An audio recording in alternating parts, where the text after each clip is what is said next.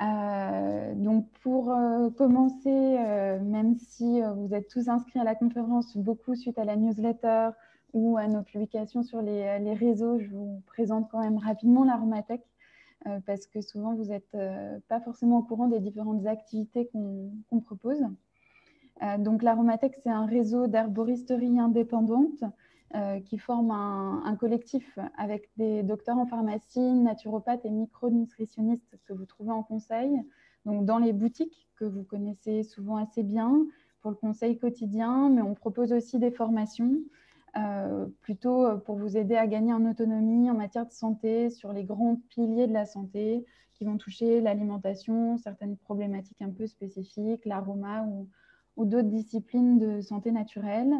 Et puis, on vous accueille aussi en bilan individuel quand il y a besoin d'un accompagnement qui soit spécifique à vos problématiques.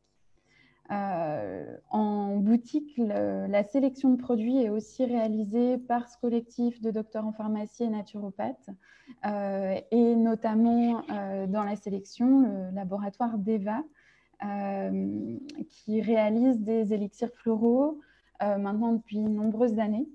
On a sélectionné le laboratoire d'EVA parce qu'il y a vraiment une recherche de qualité dans la fabrication, la réalisation des élixirs pour qu'ils soient le plus efficaces possible. Donc, Patricia vous donnera quelques mots d'explication sur ce qu'est un élixir floraux, sur le travail du laboratoire. Mais c'est aussi un laboratoire qui, depuis le départ, a œuvré à développer les élixirs floraux, puisque historiquement, DEVA a quand même mis au point élaboré 96 élixirs floraux contemporains et continue à composer des complexes, à faire évoluer ces complexes au fil du temps. Donc, c'est Patricia Solnon, qui est florithérapeute, qu'on reçoit ce soir pour cette conférence et qui va approfondir avec vous le sujet donc, de la charge mentale et du burn-out avec les élixirs floraux et les possibilités qu'on aura en florithérapie. Je te laisse la parole, Patricia, pour démarrer cette conférence. Merci beaucoup, Laurine. Donc, bienvenue à toutes et tous. Je suis ravie d'être avec vous ce soir et d'avoir donc cette possibilité de traiter ce sujet qui est donc très complet, vous le verrez. Donc, peut-être qu'on passera un peu rapidement sur certaines diapos de manière à avoir suffisamment de temps pour les questions sur la fin. Voilà, donc je pense qu'on va rentrer dans le vif du sujet. Moi, je vais fermer ma petite fenêtre pour pouvoir voir correctement ma présentation. Voilà, donc vous avez la première vidéo, donc l'accompagnement émotionnel du burn-out avec donc la florithérapie et l'olfactothérapie. Donc, on a aussi des synergies olfactifs qui sont également en train d'évoluer, que vous découvrirez dans vos boutiques Aromatech dans les semaines qui viennent. Alors, c'est bon, si ça va, ça marche. Voilà, j'ai cru que ça ne marchait pas. Alors, le programme, donc on va faire un petit point sur la définition du burn-out, les chiffres, le rôle des émotions, et comme vous le disait Laurine, on va parler des élixirs floraux du laboratoire d'EVA. Et puis, avant le burn-out, on a bien sûr des choses qui nous mènent jusqu'au burn-out, donc notamment le stress. Donc, on va voir aussi comment apaiser le stress, on va voir les signes du burn-out et comment arriver jusqu'à se libérer de cela, en passant bien sûr par la charge mentale. Alors, le burn-out, on vous dit, c'est le mal du siècle. J'espère que tout le monde m'entend bien. Donc, c'est vraiment quelque chose, effectivement, qui monte de plus en plus, et notamment avec ce qui nous préoccupe ces derniers temps, qui fait qu'on a même des burn-out maternels, donc les femmes qui sont extrêmement sollicitées, évidemment, par rapport à la gestion des enfants, de la maison, tout en travaillant, etc. Alors, donc, voilà tous les mots qu'on peut retrouver, valeur, douleur corporelle, épuisement au travail, fatigue intense, surcharge de travail, évidemment le stress, l'épuisement, etc. Tout cela participe bien sûr à nous mener donc vers cette notion de burn-out. Alors, concernant le nombre de cas, en fait, en France, on s'aperçoit qu'il y a 409 000 cas de personnes, 490 000 pardon, cas de personnes qui souffrent d'épuisement professionnel en France, ce qui est donc un nombre important. 24% des salariés en situation d'hyperstress considèrent comme dangereux pour leur santé donc cette notion de stress intense. Et puis 18% des salariés voilà, affirment, donc là je suis un peu bloquée, je ne vois pas ma présentation totale, affirment donc avoir déjà été victimes d'un burn-out. Voilà, j'ai ma barre qui me bloque. Alors,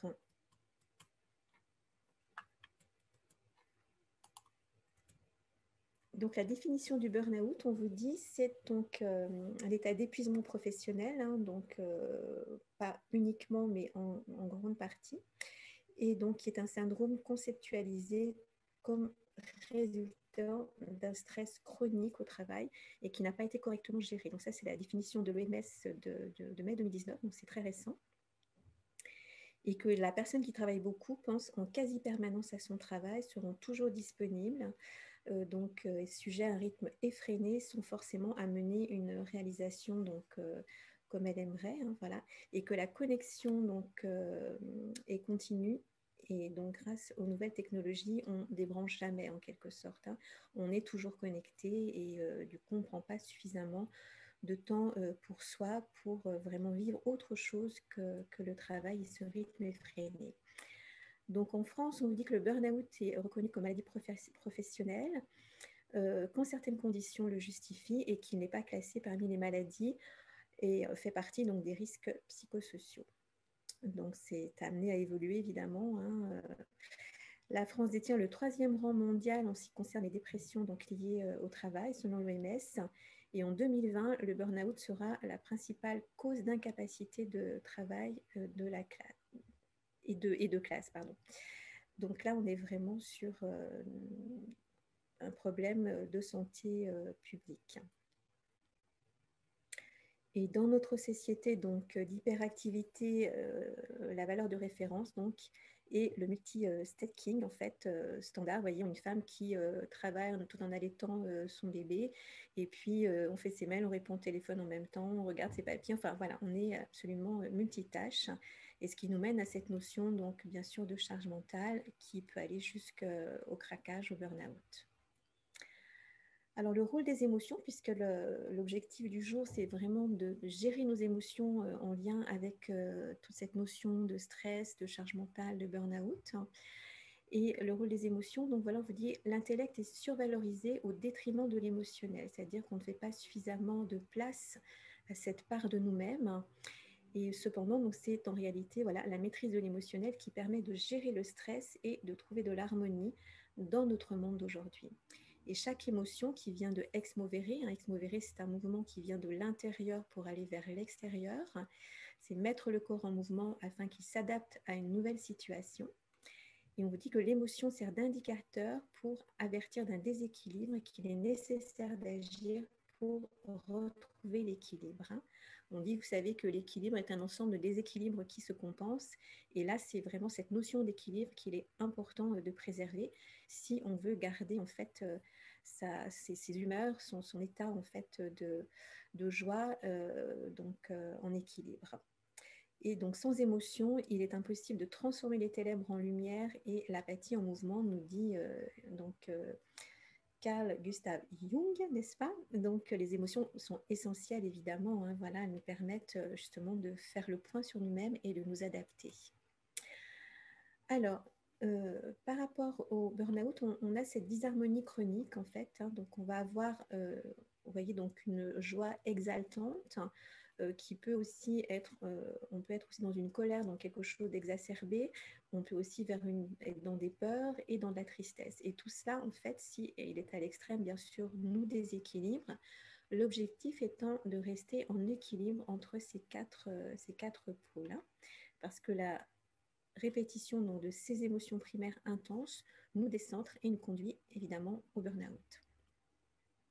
Donc après, vous connaissez hein, tous ces petits visages qui ont pas mal circulé avec donc les différentes émotions hein, que l'on peut exprimer.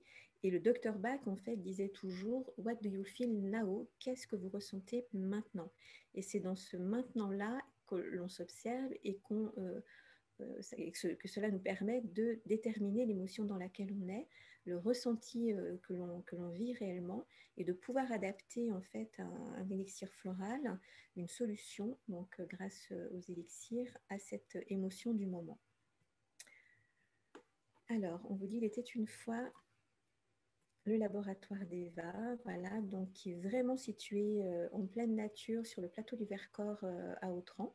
Donc ça, c'est une vue du laboratoire en été. Donc vous voyez le bel univers dans lequel on évolue. J'étais là-bas la semaine dernière et on était dans la neige, c'était absolument magnifique. Je pourrais presque dire féerique. Il y avait un soleil splendide, donc le ciel bleu, la neige, était assez extraordinaire. Alors, donc, comme je vous le disais, on est un laboratoire situé sur le plateau du Vercors qui fabriquons des élixirs floraux, si bien des fleurs de Bach que des fleurs dites contemporaines, qui sont issues, donc ces fleurs contemporaines, de la recherche du laboratoire d'Eva, puisque ce laboratoire s'inscrit depuis sa création. Il a été créé dans les années 80, 1986 exactement, par Philippe de Roide. Et depuis sa création, ce laboratoire s'inscrit vraiment dans la recherche. Donc, avec le respect, bien sûr, de la méthode du docteur Bach. Donc, tous les élixirs floraux fabriqués, que ce soit les fleurs de Bach, que ce soit les fleurs dites contemporaines, sont fabriquées vraiment selon la méthode du docteur Bach. Et la fabrication est 100% artisanale, biologique et manuelle. Donc tout se fait de A à Z de la main de l'homme. Aucune machine n'entre en jeu dans la fabrication des élixirs. Ce qui nous permet de mettre toute l'harmonie et la conscience nécessaire à la fabrication, donc de A à Z jusqu'à l'élixir que vous trouvez dans vos boutiques Aromatech, les produits finis donc. Alors, donc, comme je vous le disais, Deva est pionnier donc, dans la recherche sur les émotions. Donc, il a vraiment cette expertise reconnue à différents niveaux avec la florithérapie, l'olfactothérapie, donc c'est la respiration d'huile essentielle ou de synergie olfactive qui vont permettre de rééquilibrer les émotions, et la cosmétique émotion avec des crèmes contenant des élixirs de fleurs. Donc voilà l'illustration, hein. Vous avez les élixirs floraux contemporains, les composés floraux qui sont des synergies. Vous allez retrouver donc différentes fleurs dans une même formule qui va avoir une indication qui sera donc adaptée au plus grand nombre. Après, rien ne vaut bien sûr le composé personnalisé que l'on peut vous proposer dans vos boutiques préférées, n'est-ce pas?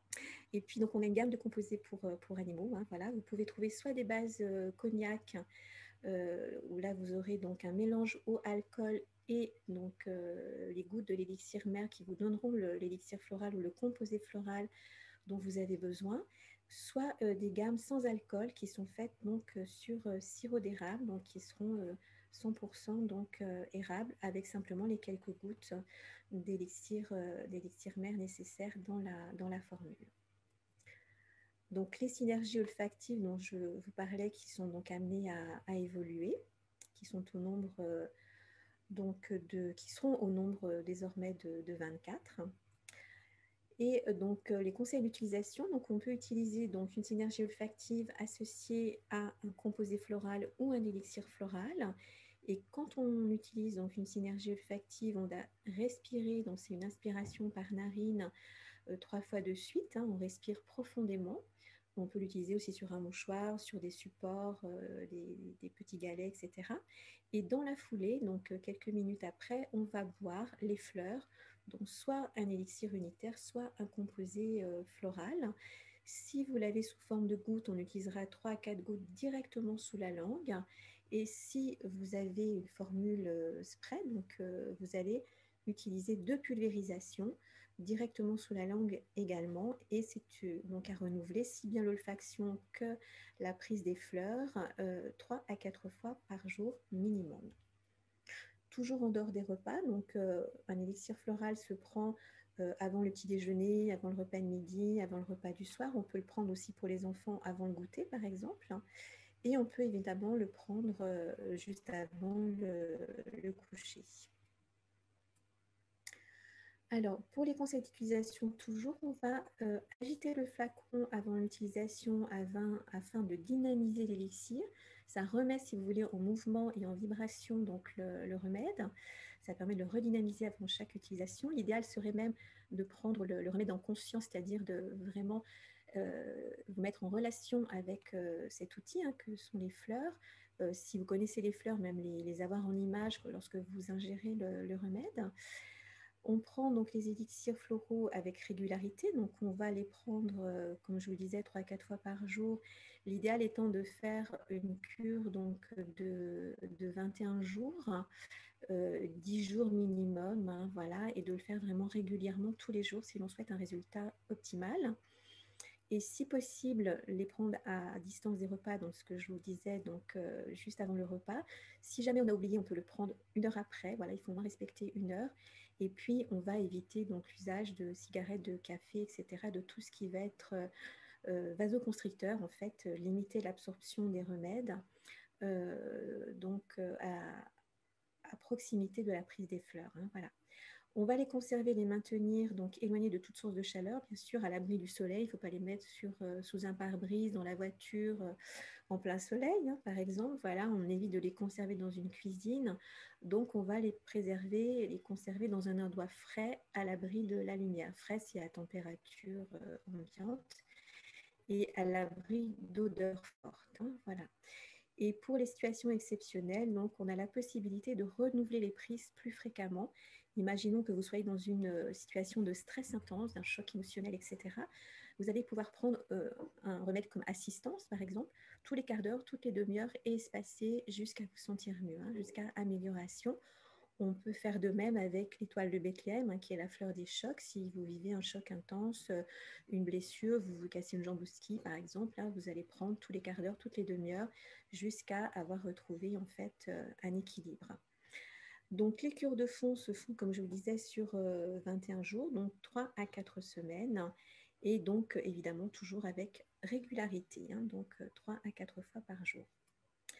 Alors, si nous revenons à notre thème du stress et du burn-out, quelques mots. Voilà, 24% de la population active est en phase de pré-burn-out, c'est-à-dire de situation de stress élevé, ce qui est évidemment dangereux pour la santé. Hein, voilà.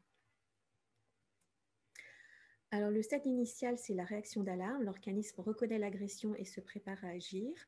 On va avoir un stade de résistance, c'est-à-dire une adaptation à ce stress qui va donc être persistant avec une régularisation des perturbations liées à la réaction d'alarme et un stade d'épuisement, donc plus de compensation possible, les réserves énergétiques sont affaiblies ou vides. Hein, voilà. Donc on arrive vraiment à ce stade où je n'en peux plus, je suis littéralement épuisée. Et le stress peut ainsi conduire à diverses maladies et accélérer certains aspects du vieillissement. Ça, c'est des notions connues, évidemment. Donc, petit schéma, hein, vous voyez, donc la zone d'hyperperformance, donc on est dans un stress optimal. On a l'impression d'aller bien, mais si on reste en fait dans ce stress donc d'une manière trop continue, on va vraiment dégringoler, vous voyez, dans la partie rouge jusqu'au burn-out. Alors, le propre du burn-out, vous voyez ces allumettes hein, qui sont brûlées. Elle est juste un petit peu brûlée au départ et elle est complètement brûlée à la fin. Le propre du burn-out, bien souvent, donc, on vous dit que la personne est atteinte et ne s'en rend pas compte. En tout cas tout de suite, et pas plus que son entourage, parce que comme vous l'avez vu dans le schéma précédent, hein, elle va en fait être dans cette notion, pardon, excusez-moi, je vais revenir en arrière, voilà, quand on regarde la zone bleue, en fait, hein, quand on est dans cet état-là, on ne se rend pas compte qu'on est au bord du burn-out, et notre entourage non plus, parce qu'on a l'air de gérer, en fait, hein, donc tout semble aller pour le mieux, même si on est un peu débordé, etc. Et les premières causes d'un burn-out, n'est pas psychologique et physiologique. Stade d'épuisement, voilà, il est dû donc à un stress important et répété. Et aujourd'hui, voilà, l'urgence est devenue un mode de vie. Donc, on est toujours dans cette notion, vous voyez, il faut tout faire vite, tout faire tout de suite, etc. Il y a la notion aussi de vouloir toutes les choses rapidement. Et ce qui mène donc à vraiment cet état d'épuisement et de fatigue et un impact important sur le moral. Donc, des doutes sur les propres compétences et qualités arrivent, on vient à douter de soi, hein, voilà, on a une dépréciation de soi-même et une irritabilité vient s'installer assez rapidement. Donc, l'épuisement émotionnel s'ajoute à l'épuisement physique. Donc, les deux vont finalement se cumuler. Donc, bien sûr, on a des techniques hein, qui peuvent permettre de nous maintenir en état d'équilibre. On connaît tous la méditation, l'astrologie, etc. J'inspire dans l'instant, j'expire le passé. On peut utiliser toutes ces techniques pour rester le plus positif possible. On vous dit aussi dans cette jolie bulle, j'inspire le positif et j'expire le négatif. C'est vraiment prendre soin de soi et éviter d'arriver à des situations extrêmes. Vous avez les mandalas, enfin toute technique, le coloriage, etc., qui va apaiser, déstresser. Et pour cela, Deva vous propose donc 2 remèdes. Donc, comme je vous le disais, en synergie olfactive, on va avoir urgence émotionnelle, donc à respirer, et assistance, qui est un remède donc à base de fleurs, hein, composé floral, qui lui va venir compléter l'élixir essentiel pour gérer tout ce qui est phénomène de stress intense et d'urgence. On vous dit, voilà, je suis sous le choc d'une mauvaise nouvelle, je suis déstabilisée par un conflit, j'ai peur de perdre le contrôle et j'ai peur de perdre mon sang-froid. Ça peut être donc le décès en fait d'un proche que l'on apprend, un accident, vraiment la mauvaise nouvelle. Ça peut être aussi un stress intense avant un examen, avant un contrôle, un permis de conduire, un examen de santé, etc. etc. Donc tous ces stress-là, si vous les gérez au quotidien, bien sûr, ils vous impacteront beaucoup moins. On a également donc, cette notion de se sentir submergé par l'accumulation de problèmes, d'avoir peur de perdre son emploi, de surmonter voilà, ses peurs pour faire face et s'engager. Et là, on va avoir 2 remèdes qui sont courage, donc oser sa vie, donc à respirer, et puis donc pour surmonter les peurs, le composé floral qui va contenir, lui, beaucoup de fleurs de peur. Donc, c'est toute cette notion, en fait, vous voyez, d'accumulation, d'avoir la force nécessaire, le courage nécessaire pour affronter la vie et tous les challenges de la vie, hein, quelque part. Donc, c'est vraiment un très, très bel accompagnement et un accompagnement essentiel par les temps qui courent, si je puis dire, parce que vraiment, on est dans cette notion permanente d'inquiétude, de peur, etc. Et avec cette force nécessaire qui nous est demandée chaque jour pour faire face à la vie, s'adapter en permanence à ce que nous vivons actuellement. Alors, voilà, donc les fleurs que l'on va retrouver dans le composé courage. On va retrouver l'ail sauvage, qui est vraiment une fleur qui va vraiment nous aider à surmonter cela. L'hélianthème, le mimulus, le trèfle rouge et donc le tremble, dans les plantes, dans les fleurs d'anxiété. Et puis, bien sûr, l'angélique, qui est vraiment une grande fleur de protection, protection supérieure, qui va nous accompagner chaque fois, en fait, qu'on est soumis justement à des situations, on pourrait dire, en fait, quand la vie de l'homme est en jeu, l'angélique vraiment vient nous accompagner, nous protéger chaque fois qu'on sort de notre zone de confort pour se mettre dans une situation nouvelle. L'angélique nous accompagne avantageusement. Alors, je peux peut-être vous détailler du coup un peu plus les fleurs. Donc, l'ail sauvage, c'est vraiment une fleur qui va travailler sur la peur vraiment paralysante. Oui, on est tétanisé par la peur qui va bloquer notre envie d'avancer. En tout cas, on n'arrivera plus à avancer tellement on sera tétanisé, paralysé, on sera vampirisé par cette peur. Hein. L'hélianthème, qui est beaucoup plus connu, qui fait partie des fleurs de Bach, est une fleur vraiment de peur panique, donc qui va aussi nous paralyser, mais là par rapport à de la panique, littéralement, c'est toutes les peurs classiques de la foule, la peur de l'araignée, vous voyez toutes ces peurs en fait qui amènent cette notion de panique, c'est incontrôlable. Le mimulus jaune, donc là on a vraiment on est soumis à toutes les petites peurs du quotidien. C'est une fleur qui est très intéressante aussi pour toutes les personnes qui sont timides, très impressionnables et qui va apporter, oui, par cette belle couleur jaune, voilà, cette force lumineuse et le courage vraiment de dépasser ses peurs. Le trèfle rouge, c'est une fleur qui a été lancée après le 11 septembre, qui vient vraiment travailler sur le collectif, toute cette peur qui vient du collectif, tout ce qui va être tremblement de terre, attentat, mouvement de foule incontrôlable. Et là, on est en plein dedans avec cette histoire de Covid hein, qui touche tout le monde. Donc, cette peur qui est là, palpable autour de nous. Voilà. Ensuite, vous avez donc le tremble, donc un élixir floral du docteur Bach pour tout ce qui est anxiété. Et là, on va parler de peur vague. Donc, c'est vraiment toutes ces peurs que l'on ne peut pas nommer, contrairement au mimulus jaune, qui vont agir vraiment sur tous ces phénomènes d'anxiété, de, comment dire, de pressentiment, vous voyez, toutes ces choses, toutes les premières fois, cette peur de l'inconnu, du coup, puisque c'est nouveau, va nous mettre, ou peut nous mettre, en tout cas, dans cet état d'anxiété. Et puis l'angélique, j'en ai déjà touché quelques mots, c'est vraiment cette grande fleur de protection. Chaque fois, quelque part, que l'on change de situation, qui nous sort, comme je vous disais, de notre zone de confort, c'est un peu le saut quantique, hein, on se jette à l'eau dans des nouvelles situations. Et là, on a besoin d'être protégé dans ce moment-là, ou ces situations vraiment où le danger est présent, comme je vous disais, c'est cette notion de chaque fois que la vie de l'homme est en jeu, l'angélique, cette plante magnifique, a été utilisée pour protéger l'homme et l'humanité, si je puis dire. Alors voilà, faire une force donc, de son hypersensibilité. On dit, oulala, je stresse, mais pourquoi je stresse? J'ai l'impression de ne pas avancer, tout va trop vite, enfin, etc., etc. Toute cette notion-là d'être submergé. Hein. Et là, on va retrouver, donc, pour se protéger de cette hypersensibilité, un remède qui est fort intéressant, qui est protection, et dont on a aussi grandement besoin hein, comme courage dans cette période un peu particulière. On est hypersensible, donc avec ce sentiment d'insécurité. Hein. On va avoir besoin de se protéger de tout ce qui est négativité ambiante. Et donc, c'est intéressant aussi pour toutes les personnes qui sont comme des éponges émotionnelles, hein, qui vont capter en fait tout ce qui les entoure, être même hyper empathique.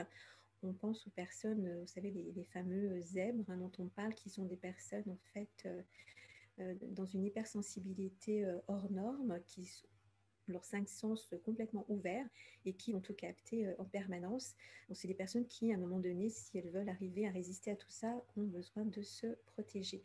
Évidemment, tous les soignants, tous les aidants, enfin, toute personne qui voilà, est dans cette notion-là. Donc, on a toujours notre synergie olfactive. Donc là, on va être avec protection. Et puis, le composé floral qui va nous permettre justement de nous protéger, composé qui existe aussi sous forme de spray et que l'on peut aussi utiliser en pulvérisation, par exemple, autour de soi, pour justement, si on n'a pas l'élixir essentiel, par exemple, ou que l'odeur éventuellement ne nous convient pas, on va pouvoir l'utiliser voilà, en pulvérisation autour de soi. Chose que l'on n'a pas évoquée également, c'est que les élixirs floraux peuvent également s'utiliser directement sur la peau. Donc, si on ne peut pas ingérer pour X raisons un élixir floral, un composé floral, on peut l'appliquer éventuellement sur un poignet, sur un plexus, etc. Et on peut les utiliser aussi directement dans le bain, hein, donc sur une compresse, etc. On peut tout à fait utiliser les fleurs en externe, chose que l'on a un petit peu oubliée, mais que pratiquait le docteur Bach. Donc le composé floral en protection sous forme de spray peut aussi se pulvériser autour de soi dans une pièce aussi où l'énergie est un peu lourde, un peu chargée, etc. Pour les thérapeutes entre deux patients, par exemple. Alors, donc voilà les fleurs qui vont venir. Notre élixir protection. Donc l'Achillée blanche, que vous voyez, Achillée millefolium, est vraiment une fleur de protection sur le plan environnemental. Quand on a cette hypersensibilité sur le plan de tout ce qui va être ondes électriques, électromagnétiques, tout ce qui va être trop de bruit, trop de lumière, etc. Donc là, on est dérangé sur le plan de l'environnement. Par notre hypersensibilité, on va capter tout ça et ça va nous submerger. De même, l'Achillée rose, donc là, c'est vraiment la notion d'hyper-empathie, d'éponge émotionnelle, et l'on va prendre sur soi tout tous les maux de l'autre. Quelque part, on va absorber la souffrance de l'autre. L'angélique, je vous en ai déjà parlé, vraiment pour cette protection supérieure. Donc, Angelica Arcangelica, qui est en lien avec les archanges, en fait. Voilà, donc la légende dit que c'est l'archange Raphaël qui a offert cette plante à l'humanité pour que l'humanité ne disparaisse pas. Donc, vous voyez que c'est vraiment une grande, grande fleur. Et qui est aussi très, très importante depuis le début de ces histoires de Covid. Vraiment, on l'a beaucoup conseillé, surtout durant le premier confinement. C'est vraiment une fleur très, très intéressante. L'échinacée, donc, qui va nous permettre de retrouver véritablement notre intégrité, si bien sur le plan physique que sur le plan émotionnel. Donc, c'est une grande fleur aussi pour se retrouver, se rassembler quand on est dans cette notion d'être un peu submergé aussi. La menthe Pouliot, qui est une fleur vraiment très intéressante, qui va, comme la menthe poivrée, donner beaucoup de vitalité sur le plan si bien physique que mental, mais qui va surtout, donc, pour la menthe Pouliot, nous protéger du négatif environnant, notamment des pensées environnantes. Les personnes négatives autour de vous et qui vous polluent par leur manière de fonctionner, cette menthe Pouliot va vous protéger des pensées négatives de l'entourage. Et le millepertuis, donc cette belle fleur jaune, fleur de la Saint-Jean, qui a son maximum de floraison, à ce moment-là, va nous apporter cette protection bienveillante pour les personnes qui ont une grande ouverture sur le plan, pareil, sensitif, sur le plan émotionnel. Moi, je dis c'est un peu la lumière qui chasse l'ombre. Voilà, quand on est très ouvert, c'est vraiment une grande fleur de protection qui va nous apporter cette protection lumineuse. Donc voilà pour la protection. Après, bien sûr, nous avons le noyer qui est une grande fleur d'adaptation qui nous permet vraiment de nous adapter quand on a cette hypersensibilité chaque fois qu'on est dans une période de changement. Donc, à tout nouveauté, tout changement, le noyer va vraiment nous permettre de nous protéger et notamment des influences extérieures. Si on a pris une décision, par exemple, pour changer de travail et que là, une personne vient me dire, mais enfin, te rends-tu compte dans le contexte actuel, etc. Quand on a un travail, on le garde. Et là, le doute s'installe en nous. Donc, c'est vraiment nous préserver vraiment dans ces moments-là et garder le cap que l'on s'est fixé, donc se protéger de ces influences qui peuvent nous arriver de l'extérieur. C'est laisser l'ancien pour aller de l'avant. On appelle aussi le noyer le briseur de chaînes. Je laisse l'ancien et je vais de l'avant et je suis protégée dans ces périodes de changement. Donc, ça nous permet de nous adapter à toute nouvelle situation, à tout changement, tout en étant protégés. Le grenadier est une fleur vraiment magnifique. Vous voyez, ça fait penser vraiment à une robe de flamenco. C'est une fleur qui contient beaucoup de vitalité et qui est très intéressante justement quand on est un peu partagé entre notre vie professionnelle et notre vie personnelle. On est tiraillé entre les deux. Et l'idée, c'est de retrouver vraiment un équilibre, une créativité heureuse, je dirais, entre ces deux pôles qui sont le professionnel et le familial. Donc, et de prendre vraiment des décisions, comme on vous dit là, en pleine conscience. Donc, c'est une fleur de grand équilibre dans la carrière de chacun, et notamment des femmes. C'est une grande fleur de la femme, le grenadier. Apprendre à se détendre et à récupérer. Donc, très important, bien sûr.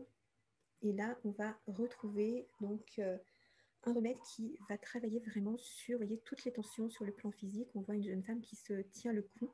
Donc, tout ce qui va être contracture, tout ce qui va être effort que l'on va demander donc à notre corps, mais également à notre esprit dans le sens d'être tendu, tendu vers des objectifs, etc. Ce sont des personnes qui ont besoin de détente corporelle, qui aussi se mettent des objectifs élevés, qui essayent de les atteindre et qui ont besoin évidemment de lâcher un peu. Donc on vous dit, je suis hyper tendue, contractée, je n'écoute pas les limites de mon corps, bien sûr, et j'ai besoin de retrouver de la détente et de la souplesse. Donc c'est vraiment deux synergies tout à fait intéressantes, pareil, pour lâcher prise plutôt sur le plan physique et évidemment en synergie sur le plan mental. Alors là, on va retrouver 3 fleurs principales au niveau du composé répétition élixir floral d'Arnica. Donc, Arnica, c'est vraiment une grande fleur de choc. Vous la connaissez très très bien en homéopathie et en élixir floral. Elle est relativement proche de l'action homéopathique. Donc, c'est tous les chocs à répétition. Elle pourrait s'apparenter un peu à l'étoile de Bethléem, dont j'ai parlé rapidement tout à l'heure. Mais l'avantage de l'arnica, c'est vraiment sa différence, je dirais, avec l'étoile, c'est cette capacité à nous aider à nous régénérer. C'est une fleur qu'on va pouvoir donner également pour tout ce qui va être donc opération, vous voyez, en convalescence, pour récupérer d'après une opération, etc. Pissenlit, c'est une fleur qui va apporter beaucoup de souplesse, beaucoup de légèreté et qui va permettre de décristalliser les tensions.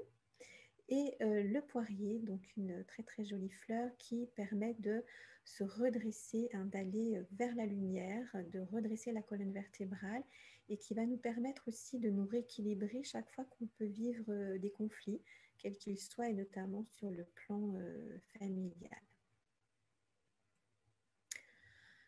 Alors, bien sûr, pour nous accompagner au quotidien, notamment par rapport au stress qui peut créer des troubles du sommeil, on va retrouver notre belle synergie nuit paisible. Et là, toujours avec la synergie à respirer et le composé floral, toutes les problématiques de sommeil, on dit voilà, je n'arrive pas à m'endormir car je suis trop tendue, je rumine des pensées au milieu de la nuit et j'ai un sommeil agité par des cauchemars. Là, on va retrouver donc pareil un ensemble de fleurs fort intéressantes avec la camomille, donc grande fleur d'agitation intérieure. Toutes les émotions qui pèsent sur l'estomac vont être apaisées par camomille. C'est une fleur très intéressante pour les enfants, notamment la camomille, hein, quand on n'arrive pas à les poser, à les calmer quand ils rentrent de l'école, par exemple. Et comme je vous disais, toutes ces émotions qui pèsent sur l'estomac. La lavande, bien sûr, va s'apparenter à toutes les tensions sur le plan mental, toutes ces tensions qui vont pouvoir même conduire jusqu'à des maux de tête, voyez, des troubles au niveau de la vie, etc. Parce que trop de tension, trop de pression sur le plan mental. Marronnier blanc, on est sur une fleur qui travaille là sur vraiment la rumination, le petit vélo dans la tête, toutes ces pensées qui tournent en boucle et qui vont faire en sorte que l'on ne va pas arriver à s'endormir. Vous savez, à peine allongé, ça y est, c'est parti, le cerveau se met à tourner. Et si l'on se réveille la nuit, c'est reparti, ça recommence. Hein. Donc, pour ça, marronnier blanc, on parle vraiment de petit vélo dans la tête. Et ce n'est pas forcément des choses négatives. Hein. On peut être obsédé, par exemple, par un événement heureux du style un mariage et on y pense tout le temps, on pense à l'organisation, etc. Ce n'est pas forcément des soucis, hein, que l'on va ruminer. Millepertuis, donc je vous en ai parlé tout à l'heure par rapport à la protection dans cette hyper-ouverture. Là, on va être plutôt sur une notion de terreur nocturne, cauchemar. Donc, c'est vraiment une fleur qui va apaiser beaucoup par rapport à cela au niveau du sommeil.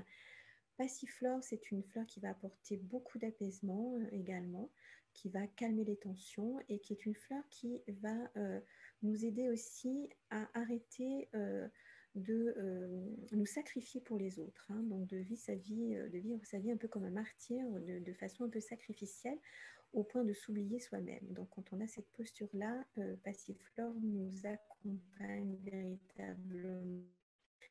Et le tilleul, qui est une fleur qui, elle, va nous aider pour, bien sûr, apaiser sur le plan du sommeil, mais surtout dans cette peur d'être abandonné, coupé de ses liens, de ses racines, hein, notamment pour les enfants qui ont peur que maman l'abandonne, etc. Enfin, maman ou papa, mais cette peur de l'abandon, hein, voilà, donc qui est en lien avec tilleul. C'est une grande fleur de l'équilibre mère-enfant, tilleul, hein, dans cette notion du lien à la mère et dans cette notion donc de cette peur d'abandon. Et enfin la valériane, donc, qui est une fleur pareil de grand apaisement bien sûr, qui est intéressante pour les personnes qui peuvent être aussi dans un état un peu dépressif, de grande fatigue et qui va apporter cette régénération au niveau du système nerveux, hein, qui va travailler également un peu comme la lavande d'ailleurs, hein, sur le système nerveux et apaiser ces tensions. Donc voilà pour Nuit paisible. J'espère que ça ne va pas trop vite. Je ne me rends pas trop compte comme ça à distance. S'il y a quoi que ce soit, je laisse Laurine me prévenir si elle veut que je ralentisse un peu. Pour le moment, ça va, tout va bien, hein, ouais. c'est pas trop, Il y pas a trop quelques, rapide. petit ralentissement au niveau web de temps en temps, mais on arrive à D'accord. garder. J'espère que tout le monde entend aussi correctement et que tout est OK. Après, on va retrouver l'hypomée, qui est une fleur très très intéressante pour tout ce qui va être décalage de rythme, hein. Donc, on vous dit, voilà, je ne respecte pas mes biorhythmes internes. Donc, pour se recaler sur des rythmes de vie réguliers et retrouver de la vitalité et de l'énergie, on a l'hypomée, oui, cette belle fleur qu'on appelle aussi Morning Glory en anglais, hein. C'est donc la du matin. C'est une fleur qui s'ouvre le matin et qui vient donner cette vitalité, cette énergie que l'on va pouvoir prendre donc, lors de jet lag, hein, tout ce qui est décalage horaire, les personnes qui travaillent la nuit, qui font les 3-8, tout ce qui va être aussi décalage sur le plan saisonnier. Vous savez, quand on change d'horaire, hein, quand on passe de l'heure d'hiver à l'heure d'été, hein, ce qui nous arrivera encore là ce printemps, l'hypomée peut vraiment nous permettre de nous recadrer sur des rythmes de vie réguliers. C'est une fleur intéressante aussi pour accompagner donc au niveau, donc on parle d'intoxication, donc l'arrêt du tabac, etc. Hein, voilà. Libération donc des habitudes nerveuses de dépendance, hein, dans tout ce qui va être dépendance. Donc, quand on veut se libérer de mauvaises habitudes et retrouver des rythmes réguliers, on va pouvoir utiliser avantageusement l'hypomée pour retrouver vitalité, vigueur et stabilité. Alors, le burn-out, comme on l'a déjà évoqué au départ, est un processus insidieux. Donc, c'est un processus donc, et non un état avec différents degrés de gravité. On va voir donc l'évolution du burn-out en général est relativement lent. On n'est pas dans un burn-out comme ça du jour au lendemain. C'est qu'il y a eu tout un processus auparavant. On n'est pas obligé d'aller jusqu'au fond pour rebondir. L'idéal, c'est bien sûr d'en prendre conscience et d'arrêter avant d'en arriver donc à ce terme extrême. Et il y a une interaction de multiples facteurs qui sont à la fois culturels, à la fois professionnels, éducatifs et personnels. Et le jour où l'on est donc au bout du bout de l'épuisement, on craque, on pète les plombs et là, on est vraiment arrivé au sommet vraiment de ce que l'on pouvait supporter et c'est là que l'on va parler véritablement de burn-out. Alors le principe de la grenouille dans la marmite, vous devez connaître un peu donc cette histoire-là, hein. En fait, c'est cet effet, donc l'expérience quand vous mettez une grenouille dans de l'eau froide, ben, tout va bien. L'eau monte un peu en température et ben voilà, on est toujours relativement bien. Et puis jusqu'à arriver là, vraiment à ce que la grenouille cuise littéralement. Et donc c'est un petit peu ça en fait. C'est-à-dire que le burn-out, dans cette notion insidieuse, on ne va pas se rendre compte tout de suite et on va laisser monter la température au fur et à mesure jusqu'à arriver à cet état de burn-out. L'idée, c'est de sauter de la casserole à temps, hein, voilà, en quelque sorte. Donc, qui va être sujet, bien sûr, au burn-out, hein. Contrairement à ce que l'on entend souvent, le burn-out ne touche pas seulement donc, des personnes fragiles et personne n'est à l'abri, hein. Donc, le plus souvent, ce sont des personnes très engagées dans leur travail, qui aiment leur entreprise et des personnes piliers, donc des personnes véritablement engagées et qui sont nourries par ce qu'elles font, qui sont heureuses de le faire. Et ce sont elles, en général, qui subissent le plus de tension et de stress parce qu'elles se donnent sans compter. Et Catherine Vasset, psychologue, donc spécialiste du burn-out, hein, tient ces propos-là. Voilà.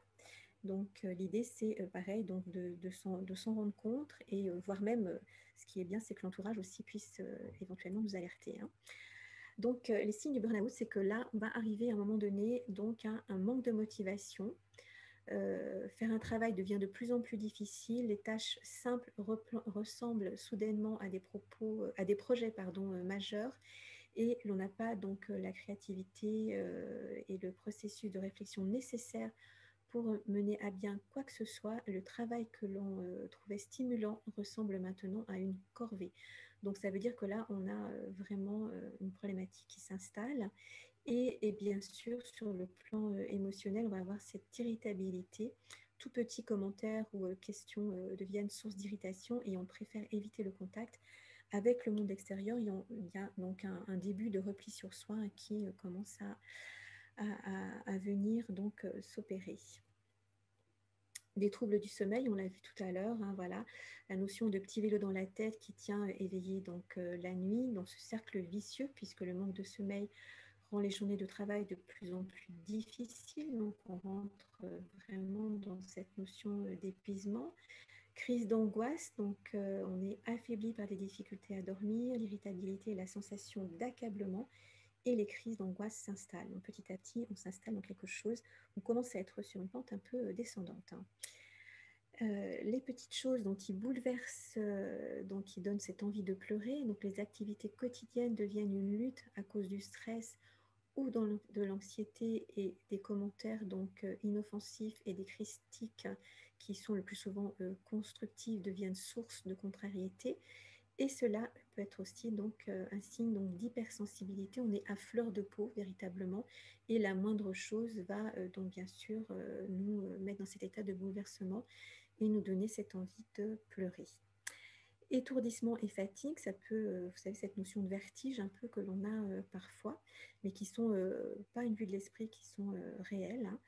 L'un des plus grands drapeaux rouges concernant l'épuisement mental donc, est le vertige et la nausée. Les crises et l'épuisement ont un impact sur le corps et l'esprit que le corps exprime. Cette notion vraiment donc de ne plus arriver à tenir le cap, même sur le plan physique. Perte de contact avec soi donc, et ses limites. La personne s'oublie en un jour, donc elle perd le contrôle de leur existence, en fait, hein. Absence de reconnaissance du travail effectué et sentiment de détachement, dépersonnalisation. On devient insensible au monde qui nous entoure et il est alors absolument temps donc, de faire une pause. Donc du stress à la perte d'accomplissement personnel, donc le stresseur, donc épuisement émotionnel, on arrive à la dépersonnalisation qui nous amène à la perte de l'accomplissement personnel. La première étape, un sentiment de manque d'énergie ou d'épuisement émotionnel, psychique et physique. Deuxième chose, donc dépersonnalisation, cette notion de cynisme, hein, qui se traduit par un retrait et une indifférence vis-à-vis du travail. Et la troisième partie, la perte de l'accomplissement personnel, une perte d'efficacité professionnelle qui s'est traduite par l'inefficacité au travail et la dévalorisation de soi. Alors, même pas le temps de prendre un café, des fois on ne prend même pas le temps de manger, on n'a même pas le temps de faire ses courses, etc. Enfin, on en arrive vraiment à un état donc urgent, hein, voilà. Une étude donc, qui considère que ces trois dimensions et donc démontre l'effet positif de la florithérapie dans ce contexte, hein, voilà. Donc à un moment donné, cette notion de pause et les fleurs vont nous permettre de changer cet état de fait. Alors la thérapie florale dans la prévention de l'épuisement professionnel, il y a une étude, donc il y a un organisme qui s'appelle CEDIBAC qui se trouve donc à Cuba. Et une étude de 2013 donc, a démontré que les fleurs étaient efficaces vraiment sur cette notion de surmenage professionnel. On a fait tester des fleurs sur 10 femmes dirigeantes qui ont été donc, traitées par la florithérapie par voie orale 4 fois par jour durant 21 jours, hein, donc les conditions classiques que je vous énumérais tout à l'heure. Et on a pu remarquer une amélioration de l'épuisement émotionnel chez 50% des femmes ayant un degré élevé d'épuisement, une diminution de la dépersonnalisation de 40% chez les femmes ayant un degré élevé de impersonnel et une diminution pour les les réalisations personnelles de 30% de la croyance donc, de bien se réaliser dans son job. Donc les fleurs montrent véritablement leur efficacité. Alors bien sûr, ce n'est pas suffisant, mais c'est quand même une bonne indication. On n'est pas sur une étude clinique, évidemment, mais c'est une très belle indication déjà. Alors, l'importance, bien sûr, aussi dans cette notion de burn-out, c'est de renforcer son ancrage. Et là, on va retrouver des fleurs qui vont nous permettre cela. On vous dit, j'ai du mal à me concentrer et j'ai souvent la tête dans les nuages pour fuir la réalité. Donc, il y a cette notion de fuite en avant, en quelque sorte, hein, mais par la rêverie. Parce qu'on vous parlait d'indifférence tout à l'heure, on devient indifférent à son travail, donc là, ça nous ramène dans cette réalité. On a l'inattention et l'inconscience, hein. Donc, la clématite, vous voyez, pour voir les clématites, c'est pour ça qu'on vous les présente sur un ciel bleu. Ce sont des fleurs, en fait, qui poussent sur des lianes, qui s'enroulent dans les haies.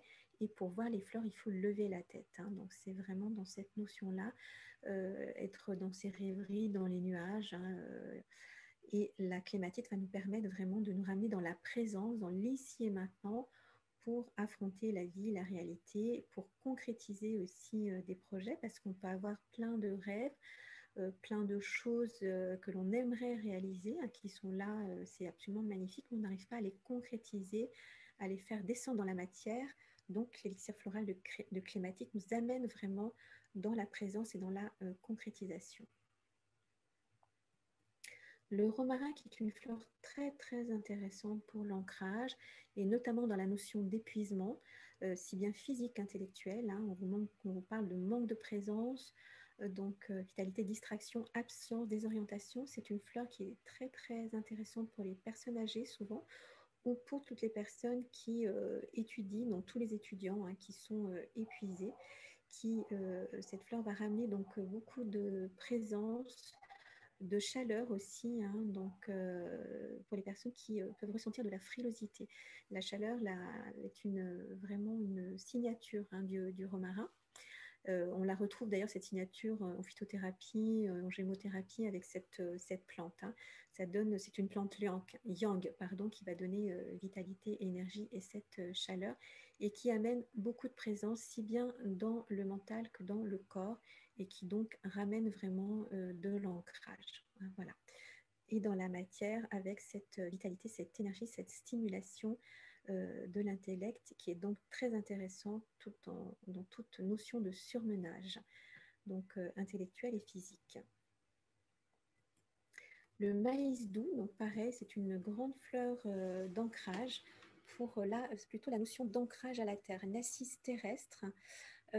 Quand on vit vraiment, vous voyez, donc toute cette notion de la vie, là on vit dans le béton, le bitume, on est déconnecté vraiment de la terre, de ses rythmes naturels.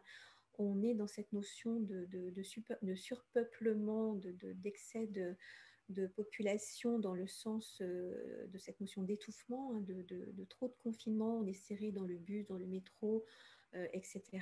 Quand vous regardez les champs de maïs, vous voyez, ce sont vraiment des plantes très très droites, hein, donc qui sont alignées vraiment les unes à côté des autres. Il y a vraiment cette notion de proximité. Et quand on a cette notion d'étouffement, d'être en présence de trop de monde, trop de personnes, et qu'on ne respire plus, qu'on n'est plus ancré à la terre, on va pouvoir prendre le maïs, hein.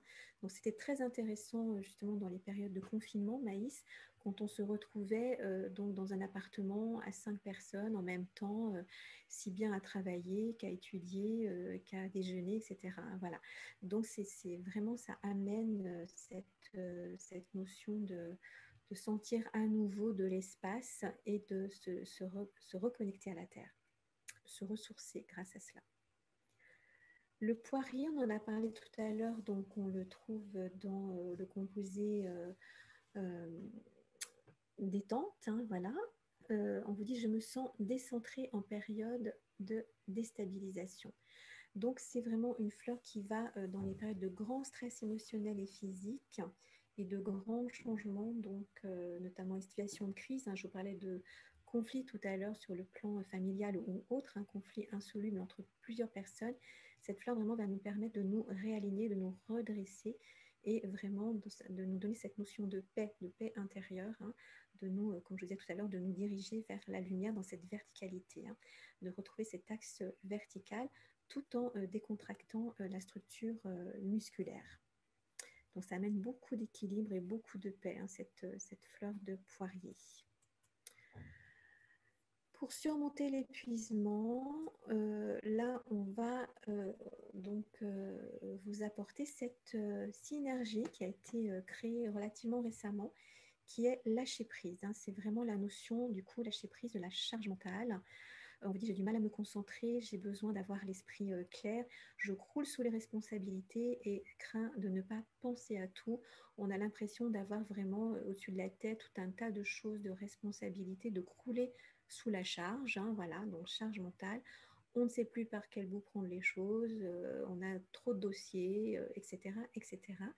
Et si bien sur le plan professionnel que personnel. On parle donc de la charge mentale de la femme, hein, comme je vous disais tout à l'heure. Alors là, au niveau des fleurs, on va retrouver des fleurs dont on a déjà parlé. Donc le chêne, donc là qu'on n'a pas vu jusqu'alors, le chêne qui est une fleur qui va vraiment travailler sur la fatigue et notamment qui va être fort intéressante pour les personnes qui ne savent pas lâcher prise. Donc c'est une grande fleur de lâcher prise pour les personnes qui n'écoutent pas leurs limites et qui vont au-delà de leurs limites. C'est une fleur qui va porter justement cet équilibre entre le lâcher prise et le fait d'en faire trop. Hein, voilà. On dit pour les personnes de type chêne que même malades, elles se battent encore. Il y a aussi cette notion de devoir avec le chêne, hein, d'avoir cette notion de devoir faire par rapport à sa famille, etc., de cette notion d'engagement coûte que coûte, en quelque sorte. L'Edelweiss est une étoile magnifique. Hein. La légende dit que euh, par rapport à l'Edelweiss, qu'elle a guidé les rois mages, hein, jusqu'à l'enfant Jésus. On était il n'y a pas longtemps encore donc, dans la période des fêtes et de Noël.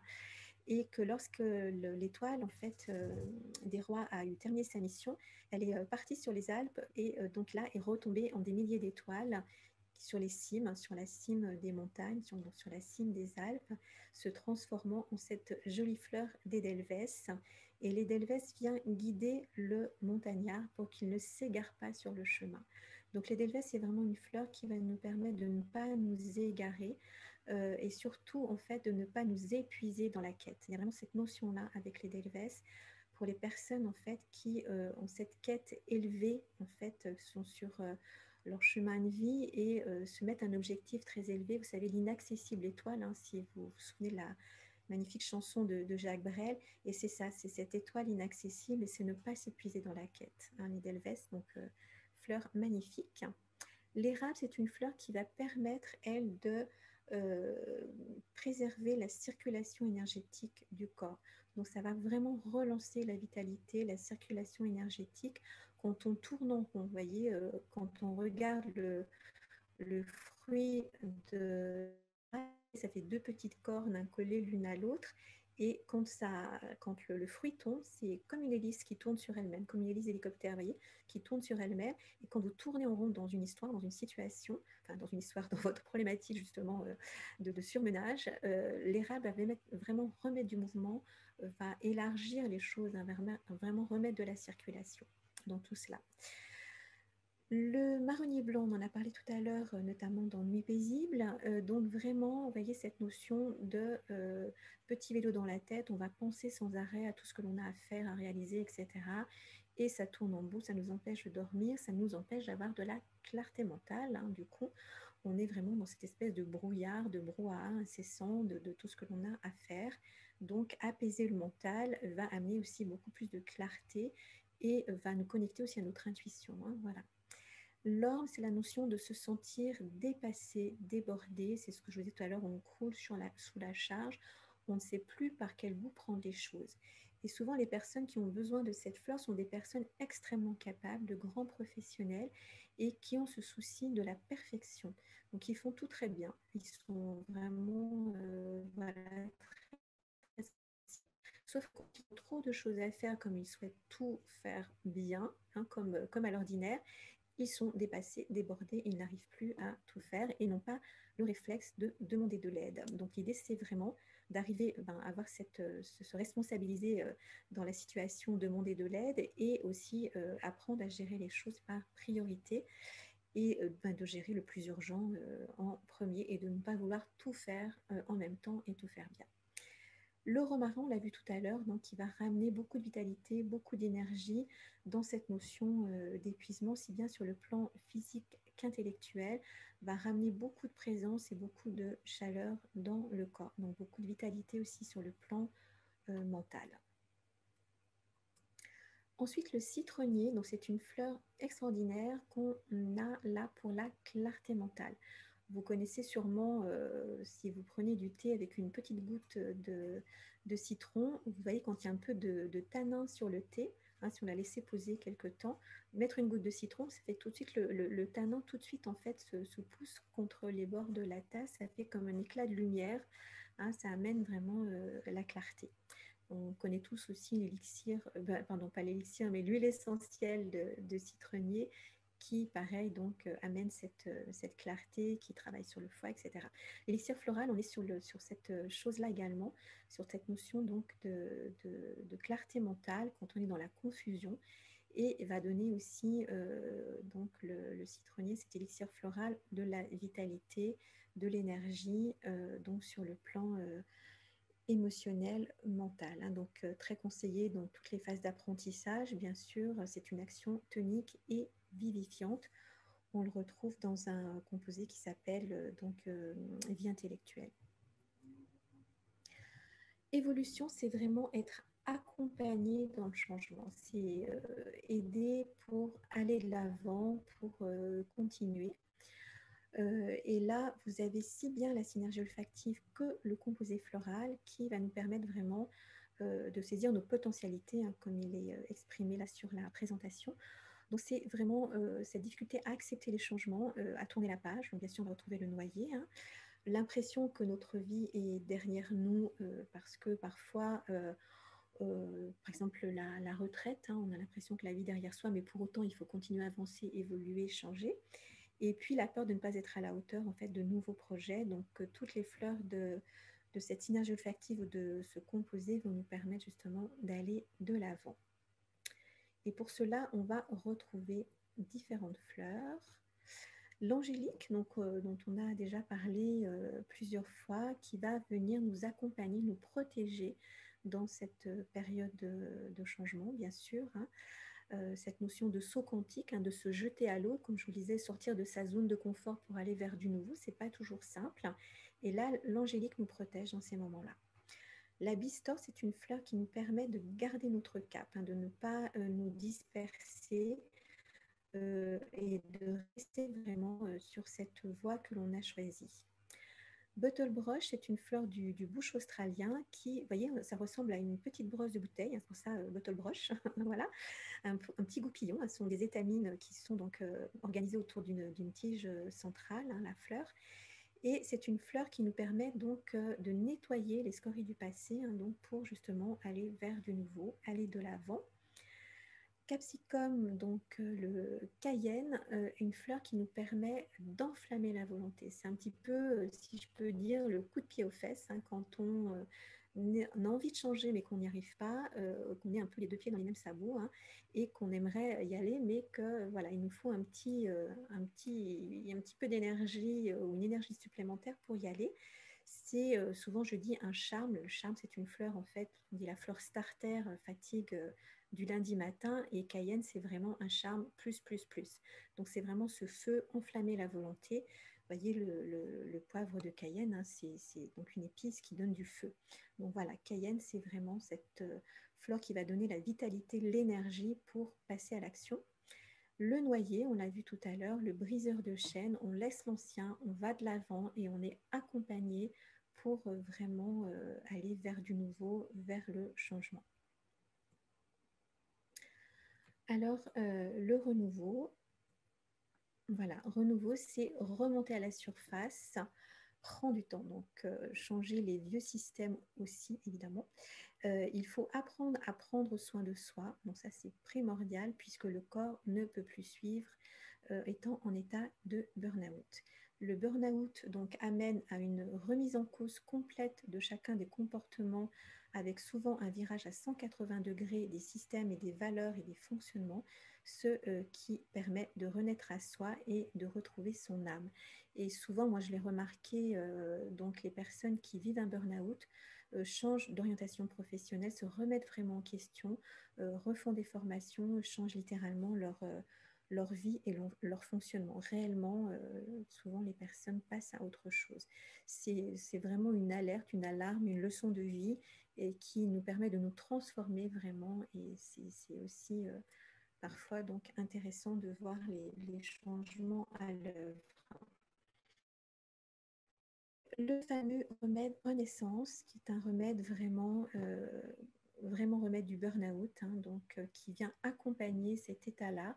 Alors c'est un remède que l'on peut prendre aussi avant d'en arriver au burn-out, quand on sent qu'on est sur le point de basculer, hein, qu'on est dans cette charge mentale et que là, on sent qu'on est vraiment extrêmement limite. Donc pour ne pas tomber justement dans ce burn-out, c'est bien de prévenir et de le prendre de suite.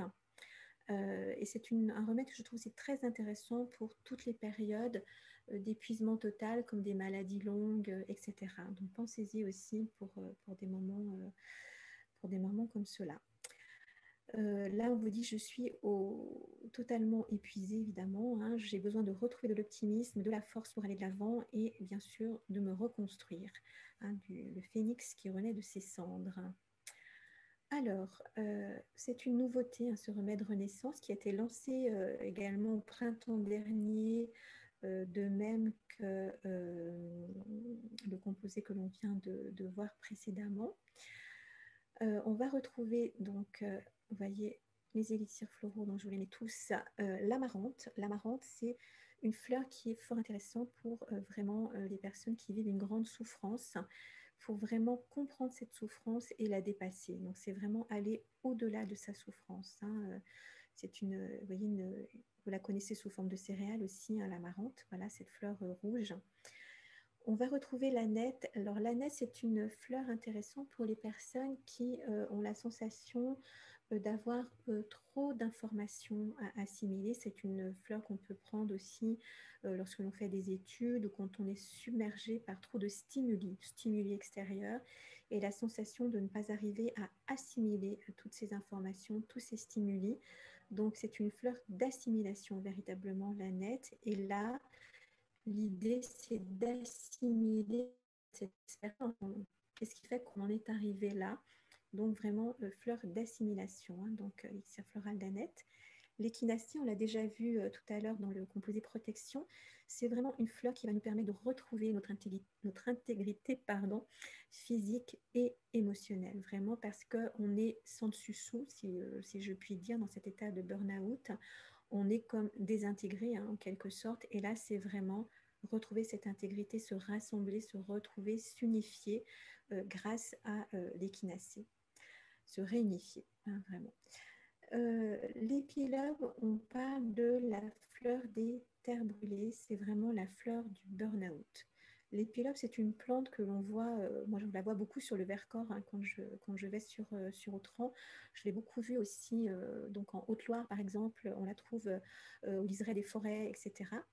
Et c'est une plante en fait qui repousse quand une terre a été dévastée suite à un incendie par exemple. Moi, je pense aussi aux forestiers. Vous savez, quand on coupe du bois, donc il y a des coupes de bois en forêt et que l'on arrache les souches et vous voyez, le sol est complètement sans dessus-dessous. Donc cette notion de dévastation, c'est la plante, l'épilogue qui vient repousser en premier, soit après sur ces terres dévastées et qui va donc avoir cette propriété de régénérer le sol. Hein. Donc c'est vraiment une grande fleur de régénération et qui va venir vraiment réparer la personne. Donc là, puisqu'on est sur le burn-out, dans cet état de burn-out qui va vraiment permettre à la personne de se régénérer, de renaître de ses cendres, véritablement. Hein. Donc c'est vraiment une fleur essentielle du burn-out.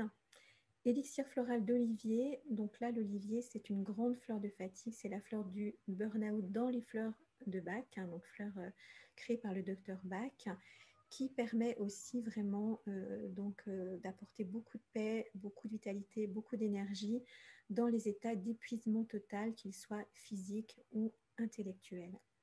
C'est une fleur qu'on donne aussi en convalescence, qu'on peut donner après un accouchement, une maman épuisée après son accouchement, et toutes les situations d'épuisement. Si vous faites un sport qui vous a demandé, pareil, sur un temps donné, mettons un marathon, hein, quelle que soit la longueur, la durée, vous êtes littéralement épuisé, voilà, après un effort physique intense, Olivier est une grande fleur de régénération.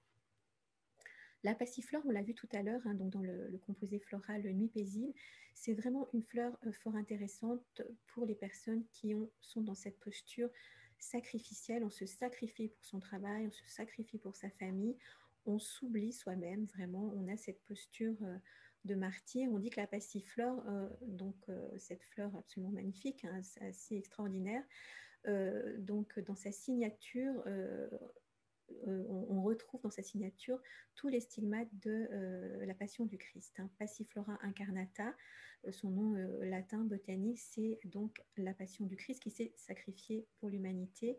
Et cette fleur vraiment porte cette signature de cette notion de sacrifice. Donc c'est une grande fleur de pardon, c'est-à-dire qu'on va se pardonner à soi d'en être arrivé là, de s'être sacrifié, et on va pardonner aux autres, bien sûr, hein, qui nous ont laissé quelque part en arriver jusque-là, ou que ça arrange parfois aussi qu'on soit dans cette posture.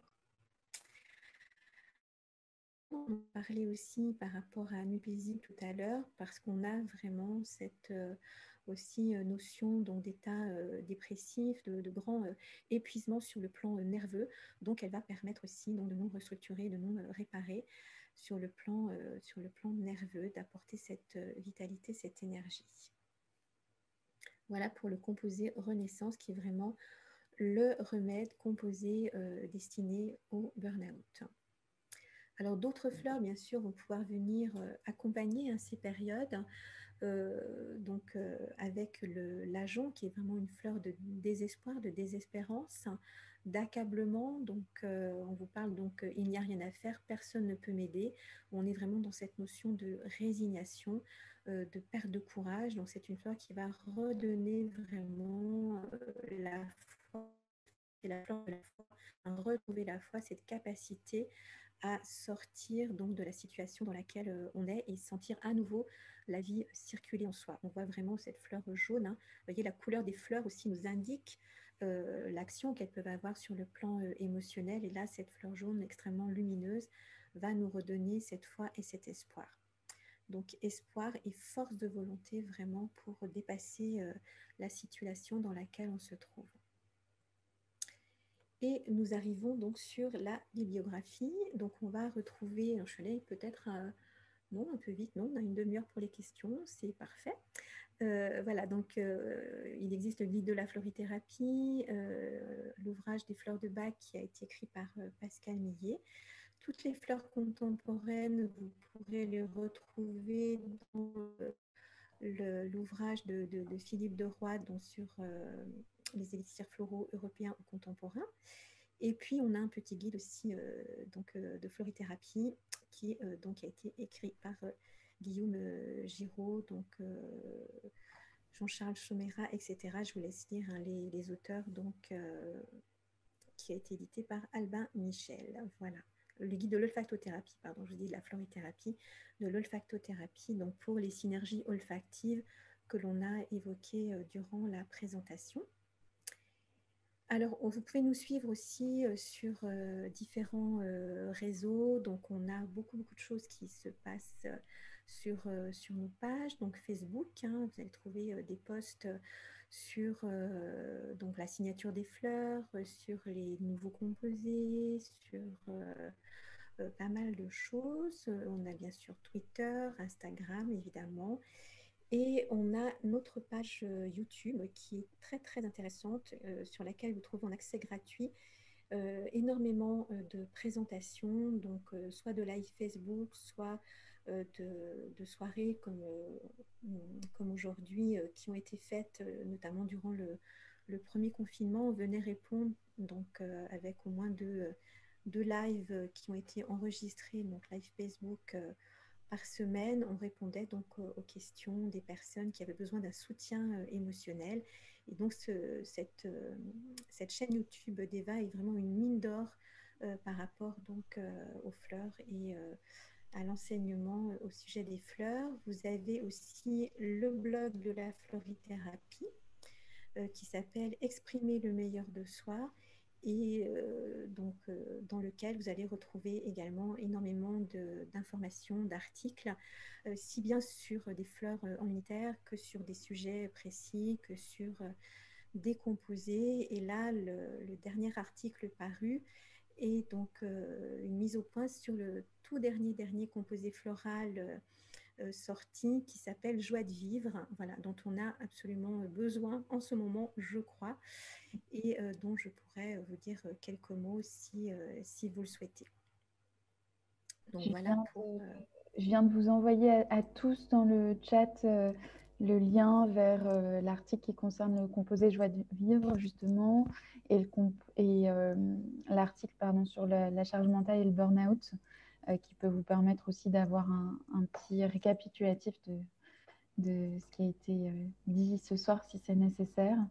Voilà, donc vous l'avez dans le chat, vous pouvez copier les liens si vous le souhaitez. Je laisse Patricia terminer. Parfait. Et puis, donc voilà, bon, les coordonnées, donc ça, je pense que c'est pas forcément, enfin, je sais pas si c'est utile, mais en tout cas, voilà, de toutes les personnes qui ont participé donc à cette présentation. Pour les personnes qui souhaitent aller plus loin, donc au niveau de la florithérapie, vous avez la fédération Edelweiss. Et si vous voulez vraiment devenir florithérapeute, par exemple, hein, voilà, vous formez aux fleurs, donc précisément, qui forment si bien aux fleurs de bac qu'aux fleurs contemporaines. Bien. Voilà, donc je dirais la parole est à vous. S'il y a des questions, je te laisse me dire, Laurine. Merci beaucoup, Patricia, déjà pour toute cette présentation. Il y a quelques questions. Déjà, une première qui était de savoir s'il était possible de prendre 2 complexes en même temps. Si quelqu'un a besoin de 2 complexes, comment en prendre 2 à la fois? Est-ce qu'il faut les prendre en même temps, espacer les prises? Voilà, qu'est-ce qui serait préconisé? Oui, alors donc, je réponds question après question, hein, c'est OK comme ça? Oui, très bien. Alors, pour les composés floraux, alors c'est sûr qu'il vaut mieux prendre un composé seul normalement, mais on peut alterner les prises. Alors, dans le sens où on ne va pas prendre 2 composés au même moment, ça ferait beaucoup trop de fleurs et d'informations à la fois. Ce que l'on peut faire, par exemple, c'est alterner, prendre, mettons, un composé le matin au lever, un autre avant le repas de midi, celui du matin le reprendre avant le repas du soir, et celui de midi au coucher, par exemple. Hein, donc une fois sur 2 et d'alterner comme ceci. Ok, très bien. Et justement, est-ce que toi, sur cette question entre les complexes et les unitaires, est-ce qu'il vaut mieux prendre un complexe qu'un unitaire? Comment on peut voir la différenciation entre les deux à ce sujet? Alors, donc les unitaires, bien sûr, si vous arrivez à déterminer une fleur qui vous convient particulièrement, c'est parfait. Donc ça, je dirais, l'idéal d'avoir une fleur et vraiment d'en ressentir les effets. C'est rarement, en fait, préconisé dans le sens où c'est pas du tout évident, à moins de vraiment très très bien se connaître et de déterminer que cette fleur-là vraiment vous améliore systématiquement chaque fois que vous êtes dans un déséquilibre. Après, on a des fleurs dominantes, hein, bien sûr, en fonction de notre fonctionnement, de notre caractère, etc., de notre éducation. Enfin, il y a diverses, bien sûr, je dirais, diverses influences qui nous ont construits et qui vont faire qu'on aura donc par ce biais plus tendance à avoir besoin de telle ou telle fleur. Donc ça, c'est bien de pouvoir le déterminer, c'est bien de pouvoir le déterminer avec un conseiller. Donc dans vos boutiques, hein, par exemple, on pourra vraiment vous aiguiller sur la fleur s'il y a vraiment une fleur qui est plus particulièrement indiquée pour vous. Après, le composé floral, il est très intéressant parce qu'il va vraiment répondre à une problématique de l'instant. Et on est tous amenés à un moment donné de notre vie à passer par des troubles du sommeil ou à un besoin de se détendre sur le plan physique ou voilà, de la charge mentale, etc. Donc là, le composé tout prêt est bien sûr très intéressant dans l'instant. Rien ne vaut évidemment le composé personnalisé. Donc là, c'est pareil, qui sera vraiment conseillé sur mesure. Et là, c'est pareil, c'est un service qu'offrent les aromathèques, hein, de vous conseiller vraiment des complexes spécifiques à votre besoin du moment. Donc ça, c'est l'idéal de l'idéal, c'est cela. Et après, pour les unitaires, ils peuvent aussi être associés à un composé floral.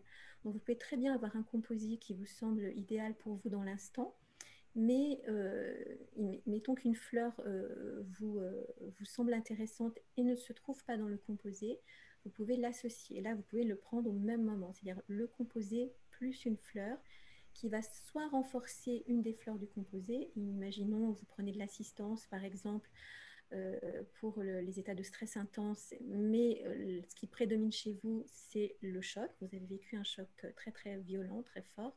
Vous allez prendre assistance plus étoile, parce que assistance complétera toute la notion de peur, je ne veux pas affronter la réalité avec l'hématite, etc. Donc ça sera complémentaire, mais ça viendra renforcer une des fleurs du composé. Donc soit la fleur toute seule, soit le composé plus une fleur, hein, qui soit dans le composé ou pas dans le composé. Et l'idéal étant, bien sûr, le composé personnalisé, le sur-mesure. Et puis, bon, là, c'est vrai que les composés sur les questions de lâcher prise, de renouveau, ont été quand même très finement composés et répondent à, à une grande majorité de besoins sur ces questions-là. C'est vrai qu'on s'en rend bien compte en conseil en boutique aussi que ça colle de près aux besoins. Alors, il y a une autre question qui concerne en fait la mode de prise là, des élixirs. Une personne qui demande si on va retrouver les mêmes vertus dans un élixir floraux ou dans une infusion de plantes. Je te laisse répondre, même si là... J'ai pas entendu, excuse-moi. Une personne qui demandait si on retrouvera les mêmes vertus dans une infusion ou dans un élixir de fleurs. Ah, c'est deux choses différentes. Une Infusion, ouais. une tisane, hein, c'est ça, on est d'accord? Oui, oui, tout à Oui, fait. alors c'est deux choses complètement différentes, hein. Un élixir floral, alors vous ne l'avez pas vu peut-être suffisamment dans la présentation du tout début. Vous avez vu, on avait je ne sais pas si je peux revenir en arrière. Ce sera peut-être pas très agréable hein, à l'écran là. On a vu, non, ça ne sera pas idéal. On a vu un bol de fleurs qui était rempli de fleurs d'échinacée. Donc, un élixir floral, il se fait par infusion solaire de fleurs, c'est-à-dire qu'il se fait en pleine nature sur le terrain. Donc, les personnes qui réalisent ces infusions solaires, ces élixirs mères, puisque l'objectif est d'obtenir un élixir mère, sont des spécialistes, hein, ce sont des préparateurs-cueilleurs au sein du laboratoire d'Eva, et on en a une quinzaine qui sont vraiment des spécialistes de la botanique, donc qui vont reconnaître évidemment la bonne essence et la bonne fleur à préparer. Si je vous cite l'exemple de la gentiane, par exemple, la gentiane, donc préconisée par le docteur Bach, gentiane de Bach, est une fleur tout à fait particulière qu'on trouve sur les côtes en Normandie, par exemple, et à ne pas confondre avec la grande gentiane jaune des Alpes ou du Puy-en-Velay avec lesquels, ou du Massif central avec lesquels on fait la Suze, le fameux alcool, hein, voilà. Ou avec la petite gentiane bleue, pareil, des Alpes, etc. Vous voyez, donc c'est pas parce que ça s'appelle gentiane que c'est la bonne. Donc le préparateur-cueilleur, il va vraiment savoir reconnaître exactement la fleur à préparer pour mettre tout en œuvre pour un élixir floral de qualité. Donc il va partir le matin tôt, il va s'installer sur le lieu où poussent les fleurs. Il aura repéré auparavant, donc c'est toute une veille au printemps quand on fabrique les élixirs de fleurs, les élixirs mères, c'est toute une veille des préparateurs-cueilleurs qui vont reconnaître régulièrement le lieu où ils ont l'habitude de fabriquer les élixirs mères, de manière à voir l'état d'avancement de la floraison. Donc, il ne faut pas que les fleurs soient trop fermées ou trop ouvertes. Donc, il y a une maturité qui est à guetter, hein, c'est vraiment ça. Il faut vraiment être en alerte pour vraiment aller fabriquer l'élixir lorsque la fleur est à son est optimale en fait hein, pour la fabrication de l'élixir mère. Et là, il va s'installer, donc lorsqu'il aura repéré que la fleur est à son plein potentiel pour faire une fabrication, il va s'installer sur le terrain, donc en pleine nature, sur un lieu qu'il aura repéré. Il va poser le bol, c'est un bol en verre donc au sol qui va être posé sur le lieu qui lui semblera le plus vibratoire, hein, donc au sujet, sur le terrain sur lequel il va le poser. C'est pas évident de vous l'expliquer comme ça en live sans image.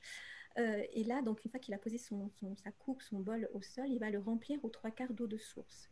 Donc il utilise une eau de source qui est très peu minéralisée, hein, pour qu'il y ait une grande résistivité. Il faut qu'il y ait moins de 50 mg de résidus à sec dans cette eau qui va être utilisée. Et là, il va cueillir les fleurs. Donc, ça se fait chez Deva avec des cristaux de quartz pour ne pas toucher les fleurs avec les doigts, ne pas les contaminer et les couper d'une manière brève, donc pour ne pas faire souffrir les fleurs. L'idée, c'est de les couper très vite.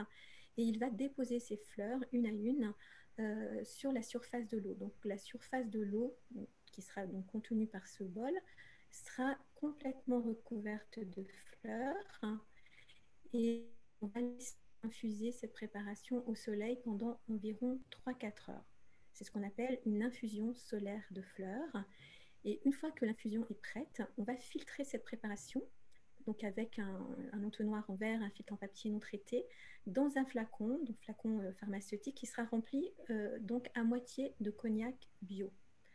Donc on aura moitié cognac et moitié infusion solaire, c'est-à-dire qu'on va rajouter au cognac l'infusion solaire et on va avoir ce qu'on appelle une dynamisation. Une fois qu'on aura mélangé donc et le cognac et l'infusion solaire à part égale, hein, moitié-moitié, on va dynamiser, c'est-à-dire on va faire une agitation douce de ce flacon. Et une fois que la dynamisation sera faite, on obtiendra ce que l'on appelle l'élixir mère, qui ensuite est ramené donc au laboratoire, va maturer quelque temps avant d'être utilisé. On ne l'utilise jamais de suite, il va monter en vibration, en énergie, il va se bonifier, si je puis dire. Et ensuite, on pourra l'utiliser vraiment pour la préparation des flacons, des élixirs floraux, qui sont alors des premières dilutions, hein, des flacons que l'on trouve donc en boutique ensuite. Donc dans un flacon qui, lui, donc sur une base alcool, je vous ai parlé au tout début des bases alcool ou des bases érables, sur un flacon sur base alcool, donc cognac, on aura dans la petite fiole que vous retrouvez en boutique, à nouveau, donc moitié cognac, moitié eau de source, et seront rajoutées quelques gouttes d'un élixir mère. On va à nouveau dynamiser cette préparation pour obtenir donc l'élixir floral ou le composé floral que vous allez retrouver en boutique, qui sera alors une première dilution. Donc toutes les fleurs qui sont commercialisées, les élixirs floraux commercialisés, sont des premières dilutions. Donc voilà la préparation d'un élixir de fleurs. Et si vous avez un composé floral, c'est la même chose, la même préparation, sauf qu'on mettra à part égale quelques gouttes d'élixir mère de chacune des fleurs qui va composer le composé floral, toujours dans cette base au cognac. Et si l'on fabrique un élixir sur sirop d'érable, le flacon sera rempli donc de sirop d'érable et on rajoutera les quelques gouttes nécessaires de l'élixir mère ou des élixirs mère si c'est un composé floral. Et il y a toujours une dynamisation pour obtenir une première dilution sur sirop d'érable cette fois, donc sans alcool. On a les deux possibilités. Okay. Donc très différent d'une infusion classique, où là on va mettre des plantes à ébullition dans de l'eau, et c'est donc la chaleur, l'eau, qui va servir de solvant pour extraire les principes actifs de la plante, alors que dans un élixir floral, on n'a absolument pas de principe actif. C'est ça qui fait la différence. On est vraiment sans matière active. C'est pour ça qu'on n'est pas à dose dépendante avec un élixir floral. C'est pas, vous pouvez avaler un flacon en une seule fois, vous n'aurez pas de meilleurs résultats que si vous prenez 3 gouttes 3-4 fois par jour. Hein, donc on n'est pas à dose dépendante, c'est la répétition de l'information, puisqu'on est vraiment sur ce qu'on appelle du vibratoire, on est dans de la physique quantique, hein. On quitte le monde de la matière, de la chimie, de la molécule, ce que l'on peut trouver dans une infusion, dans une plante fraîche, dans un élixir, dans une huile essentielle, pardon, où là on est vraiment sur des matières très actives. L'élixir floral, lui, n'a pas de principe actif. On est vraiment sur de l'information comme on l'aurait avec de l'homéopathie. C'est très proche du coup du mode du fonctionnement de l'homéopathie.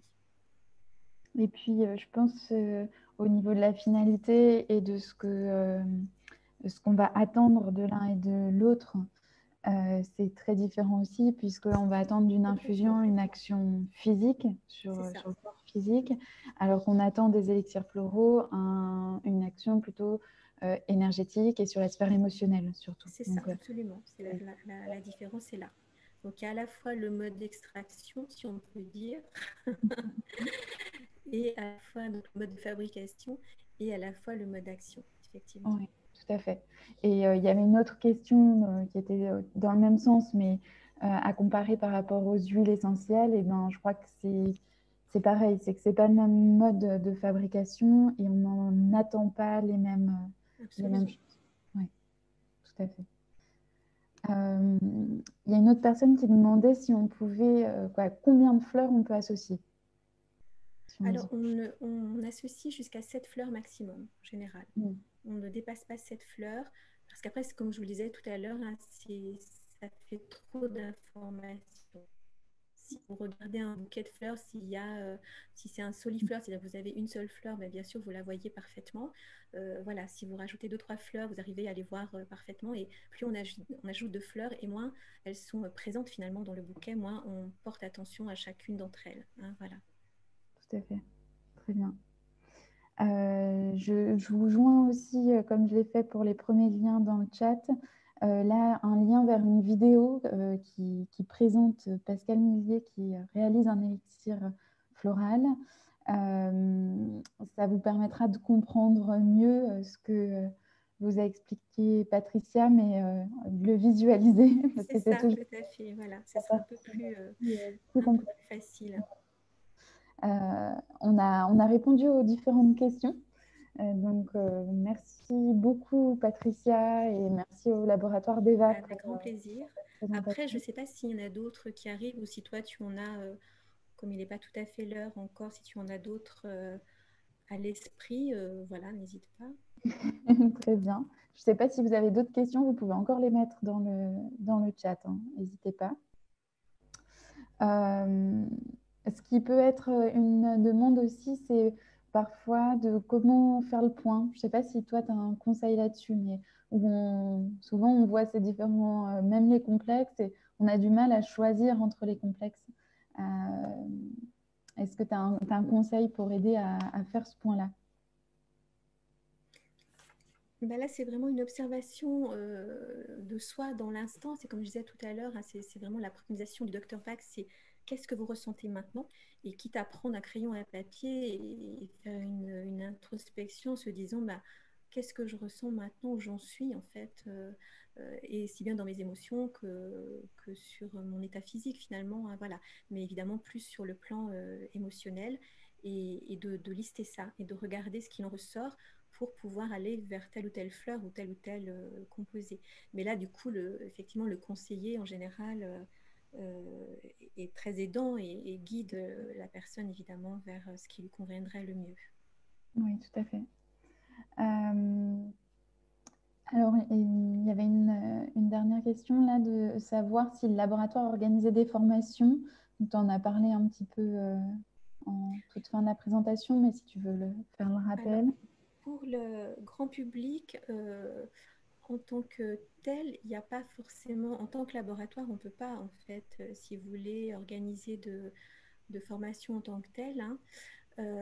Par contre, il y a l'organisme de formation, qui n'est pas un organisme d'ailleurs de formation, mais qui est l'association Edelweiss, qui était, dont je peux vous la remettre, qui était ici, voilà, Fédération Edelweiss, qui là est vraiment